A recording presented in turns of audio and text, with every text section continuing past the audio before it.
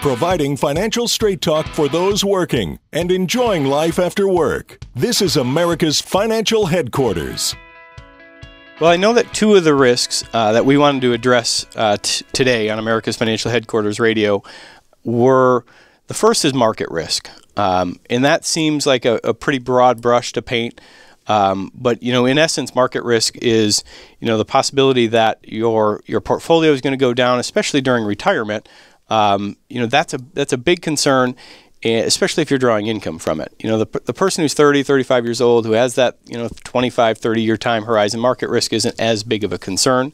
So that's one. And then I guess kind of coinciding with that, and part of why we wanted to address these two risks together was the sequence of returns risk. Yeah, I think most people probably understand that there's market risk when they invest, but a lot of them probably don't take it to heart personally that there is a sequence of return risk, or maybe someone doesn't even understand exactly what that means. And what we're talking about right now are the different types of risks. We're just scratching the surface on a series we'll be running over the next 3 shows where we'll dive deep for you on the 12 major risks that face you, stare you down, if you will, when you're out there doing your own retirement planning. And Mark, maybe could you explain for us what sequence of return risk really means? Sure. Well, in essence, what the risk is that if in your early years of retirement, we've long talked on this show how retirement's kind of a two-stage game. You've got the accumulation years and then you have the distribution years.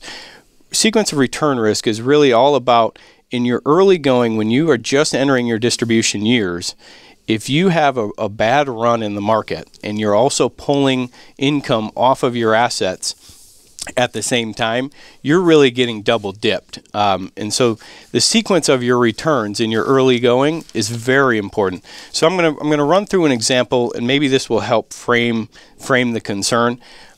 If we took $500,000 and assume this is our generic account, a retirement savings that's invested purely in the stock market, which, we're not condoning that. But let's assume that was your investment philosophy. I'm going to put it all in an S&P index fund. Just to give a mathematical example. And the goal was to take 4% of that, $20,000 a year as your retirement income. Let's assume that in year 1, our investments lost 10%. At the end of that year, and we also took out that $20,000. So the 10% loss represents $50,000. Right. The $20,000 for retirement income. Our remaining portfolio value at the end of year 1 is now $430,000. So $70,000 came out, 50 plus the 20. Yep. Now let's assume in year 2, our investments lost 12%. Okay. So we originally, now we're at $430,000 at the end of year 1. Right. Year 2, we lost 12%.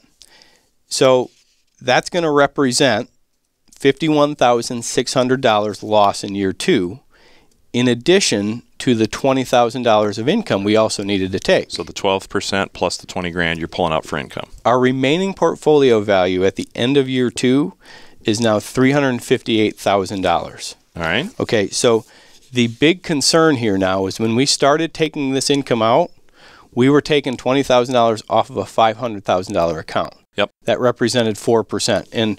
But most studies will tell you that if you take a withdrawal rate of 3 to 4% in terms of retirement income, that's a pretty safe number.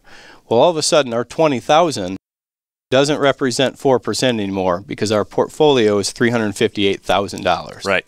So all of a sudden, the withdrawal rate is a major concern. And that happened because we had 2 negative years at the same time we were withdrawing our income. Right. And, it doesn't take too far to look back to look at 2 consecutive years where we lost that. Sure. Just go to 2000, 2001, 2002. We had that stretch. And so the retiree that retired right then was in a tricky spot.